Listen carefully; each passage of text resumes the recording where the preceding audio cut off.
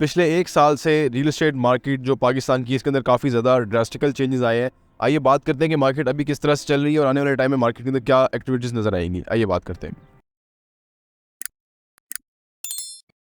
देखिए, असल में जो एक चीज़ हो रही है ना, जिसको समझने की ज़रूरत है कि हमारी जो रिक्वायरमेंट्स हैं पाकिस्तान की विद इन कंट्री, वो बहुत बढ़ रही हैं।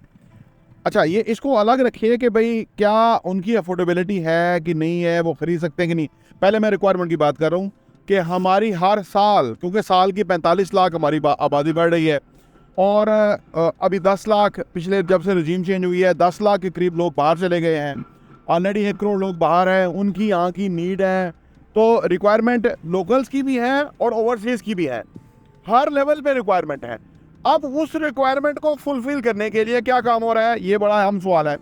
मामला ये है कि प्लॉट्स तो अवेलेबल हैं, लोगों के पास प्लॉट पड़े हुए हैं, लेकिन वो प्लॉट का ख़रीदार नहीं है। क्योंकि अब आप याद रखें, एक बंदे के पास रिसोर्सेज कम है, दूसरा एक ओवरसीज़ बैठा हुआ है। ये दोनों प्लॉट के ऊपर घर नहीं बना सकते, ना ही बनवा सकते हैं। वहाँ से बैठ के पैसे भेज के कोई अच्छा एक्सपीरियंस नहीं लोगों का होता। तो लिहाजा ये दोनों की रिक्वायरमेंट है, वो फुलफिल नहीं हो रही। अच्छा, जो लोग प्लॉट रख के बैठे हैं कि भाई हमारे गाहक आएंगे और प्लॉट खरीदेंगे और बेचेंगे, हम उनको बेचेंगे और कमाई करेंगे, तो वो नहीं होने वाला। क्योंकि अब मैंने बताया ना कि चीज़ें बदल रही हैं तेज़ी के साथ। अगर हम उसके साथ अपने आप को सिंक्रोनाइज ना करें तो वो हमारी नाकामी होती है। अगर हम अपने आप को उसके साथ बदल लें तो वो हम कामयाब हो सकते हैं। अच्छा, जो लोग बाहर से इन्वेस्ट करते हैं वो आज भी इंस्टॉलमेंट वाली चीज़ उठा लेते हैं। अब एक बात तो क्लियर हो गया कि वो इंस्टॉलमेंट वाली चीज़ उठाते हैं, लेकिन वो फाइल नहीं उठाते। ओवरसीज़ ने बुरी तरह तौबा कर लिया कि हमने ये फाइल नहीं लेनी, चाहे वो कैपिटल स्मार्ट सिटी फाइल बेच रहा हो, ये पार्क व्यू फाइल बेच रहा हो, ये जितने भी लोग हैं, ये बड़े बड़े ब्रांड हैं, लेकिन इन्होंने ओवर सेलिंग कर दी है। इन्होंने बहुत चीज़ें बेच दी हैं और बेचने वाले और ये सोसाइटियाँ चलाने वाले बहुत माला माल हो गए, अरबों रुपया इकट्ठा कर लिया। लेकिन वो जो ओवरसीज़ थे वो इनके यहाँ रुल गए हैं, क्योंकि इनके पास ज़मीनें नहीं हैं। अगर ज़मीनें हैं तो वो डेवलप नहीं है, अगर वो डेवलप करेंगे तो 10 साल लग जाएंगे। तो ये सारी सूरत हाल के अंदर अब ओवरसीज़ वाले समझ गए हैं कि भाई हमें इधर इन्वेस्ट करना। अब वो सही मानों में रियल एस्टेट को समझ रहे हैं। और इसमें प्रॉपर्टी विजन टीवी ने, अल्लाह का शुक्र है, बहुत अच्छा काम किया है। हमने लोगों को ये क्लैरिटी दी है कि भाई आज का रियल एस्टेट क्या है। वो प्लॉट नहीं है, आज का रियल एस्टेट है कि आप बिल्डिंग के अंदर इन्वेस्ट करें, क्रेडिबल बिल्डर के साथ इन्वेस्ट करें। आप अपने पैसे को कंस्ट्रक्शन में लगाएं, क्योंकि कंस्ट्रक्शन डेफिनेट प्रॉफिट देती है, ठीक है ना। तो उसमें ओवरसीज़ खरीद रहे हैं और लोकल भी। आपने देखा कि लोकल अभी भी मार्केट के अंदर जो ओवरसीज या फिर जो लोकल भी हैं वो बाइंग कर रहे हैं जो प्रोजेक्ट्स उनके अंदर। बिल्कुल, जब कि क्लैरिटी आ गई ना किसी भी चीज़ में, जब क्लैरिटी आ जाए तो फिर काम आसान हो जाता है। हमने हमेशा क्लैरिटी और साफ सुथरी बात की है, लगी लिपटी के बगैर बात की है। अगर हम चाहें कि फैसल हिल्स की फ़ाइलें बेच लें, किसी जगह की फ़ाइलें, पार्क व्यू की फ़ाइलें बेच के पैसा कमा सकते हैं, लेकिन हमने ऐसा नहीं किया, क्योंकि हमने ख़रीदार के मफाद को मद्देनज़र रखा है। हमें ये समझ है कि कम से कम उसका नुकसान नहीं होना चाहिए। हम अपना ज़ाती फ़ायदा नहीं सोच रहे, हम उसका नुकसान नहीं होना चाहिए। आज तो गवर्नमेंट ने टैक्स लगाया हुआ है प्लॉट्स के ऊपर और इसी वजह से जो थोड़ा रुझान है वो बिल्डिंग की तरफ आया है। आने वाले टाइम में जब गवर्नमेंट चेंज होती है या फिर आने वाले 1 से 2 साल में, 5 साल में, तब क्या सिचुएशन होगा? तब क्या गवर्नमेंट और मज़ीद टैक्स लगाएगी या टैक्स कम करेगी या क्या होगा? देखिए, फ़र्ज़ करें इमरान खान आ जाते हैं। अब इमरान खान की जो पॉलिसी थी वो बहुत क्लियर थी। उन्होंने ही पॉलिसी दी थी कि वर्टिकल बिल्डिंग बनाएंगे। ये जो एविएशन वाले थे ना, ये 3 स्टोरी बिल्डिंग को 4 स्टोरी की अप्रूवल लेता था, ये मना करते थे जी जहाज़ ने उड़ना है। और भाई दुनिया भर में जहाज़ उड़ रहा है। आप लोगों को इमरान खान ने आके कहा कि भाई हमें वर्टिकल बिल्डिंग बनानी है, हमें जो एग्रीकल्चर लैंड तबाह हो रही है वो नहीं होने देनी। वो अलग बात है कि वो उससे इमरान खान से भी DHA वाले साइन करा के ज़मीनें लेते रहे, वो एक अलग कहानी है, जो कि उनसे गलती हुई और वो गलती मानते हैं कि उन्होंने DHA गुजरावाला सारा एग्रीकल्चर चावलों वाली फसलें तबाह कर दी। मुल्तान में आमों वाले बागात तबाह कर दिए, सिर्फ वो प्लॉटों के उसके चक्कर में। प्लॉट नहीं, अब तो वहाँ फाइल है, वो अभी प्लॉट नहीं, वो फाइल लगती है ना। DHA इस्लामाबाद में कितनी फाइलें देने वाली हैं, DHA वैली में कितने प्लॉट देने वाले हैं, फाइलें हैं। ये नहीं, वो राजी नहीं हो रहा मामला ये। लेकिन जो भी महबे वतन होगा ना, वो वर्टिकल बिल्डिंग बनाएगा, क्योंकि सिंगापुर में अंदर वर्टिकल बिल्डिंग है ना, दुबई में वर्टिकल बिल्डिंग है ना, कितनी बड़ी वो प्लाटों वाला मामला है। तो ये कुछ ताकतें हैं जो कि प्लाटों का काम यानी फाइलों का काम चमका के अपना पैसा ज़्यादा कमाना चाहती है।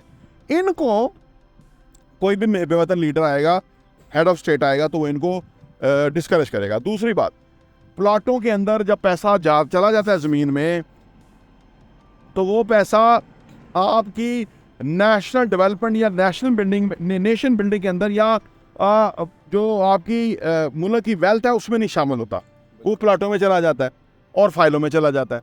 तो कोई भी ज़ीशऊर हुकूमत आएगी ना, ये जो अभी के हैं ये तो करप्ट है, इनका तो सिर्फ अपनी ज़ात से आगे ये सोच, अपने घर से आगे ये नहीं सोच सकते।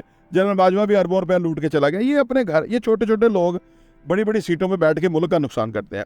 मैं कह रहा हूँ कि मुहिब वतन और कोई विजन रखने वाला बंदा आ गया तो वो इमीडिएटली ऑर्डर करेगा कि भाई वर्टिकल बिल्डिंग बनाओ, कोई सोसाइटियाँ आगे नहीं बनेगी, हम अप्रूवल नहीं दे रहे, और सोसाइटी बनेगी तो गवर्नमेंट बनाएगी, ठीक है ना, जहाँ भी रिक्वायर्ड होगी, वो प्लान होगा ना कुछ।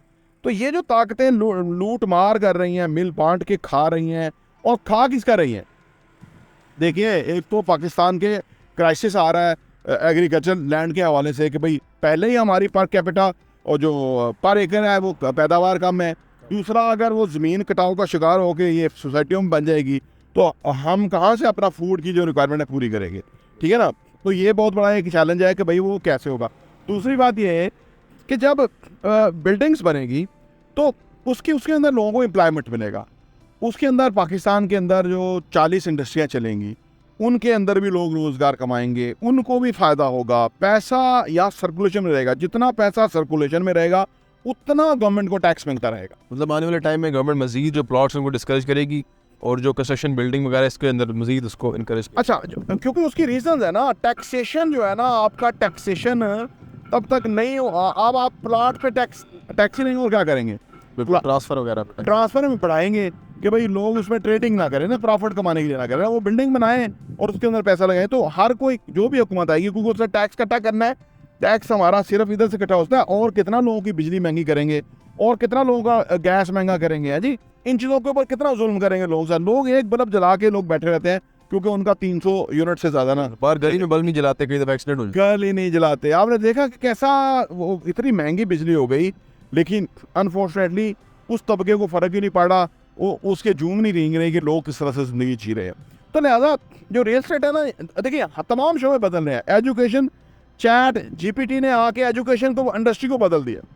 आज वो क्या पढ़ा रहे होंगे, जबकि नॉलेज फ्री और इतना वाफर मैसर है, आप उसको जिस एंगल से भी आप ले लें उसके फ़ायदा उठा सकते हैं। तो एजुकेशन इंडस्ट्री बदल गई, रियल स्टेट इंडस्ट्री इस तरह बदल रही है कि अब आगे अगर गवर्नमेंट प्लाटों को डिस्करेज ना करे, सोचे प्लाटों में काम होता रहेगा तो पाकिस्तान में टैक्स कैसे इकट्ठा होगा, पैसा कहाँ से आएगा, ठीक है, इंडस्ट्री कैसे चलेगी, है जी, जो स्टील है, जो विंडो है, जो लाइट्स हैं, जो प्लम्बिंग है, जो पाइप्स हैं, है जी, जो सैनिटरी है, जो सीलिंग है, जो पता नहीं जो नेम इट को 40 इंडस्ट्रियाँ हैं जो चलती हैं, और लोकल इंडस्ट्रियाँ सारी। अब तो 80% जो कंस्ट्रक्शन मटीरियल है वो लोकल यूज़ हो रहा है क्योंकि बाहर से महंगा बहुत है, 300 को डॉलर टच कर रहा है, बाहर से चीज़ मंगवा के तो महंगी पड़ जाती है। तो लोकल चीज़ें अभी चल रही हैं, तो सो चीज़ें बदल रही।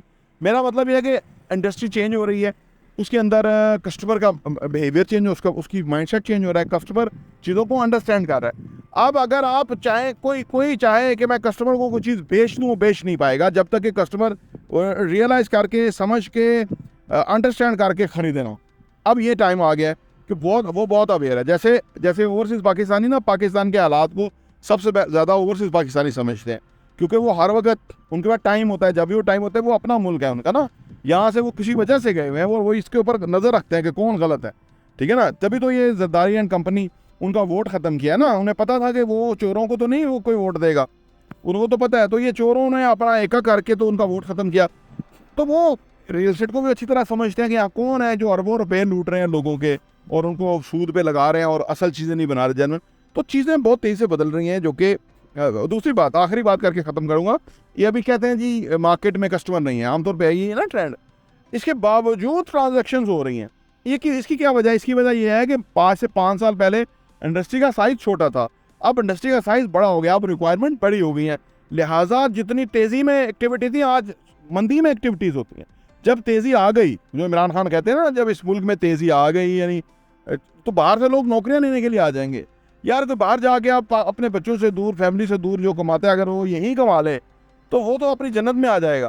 तो चीज़ें बदल रही हैं और इसका इफेक्ट आने वाले टाइम में होगा।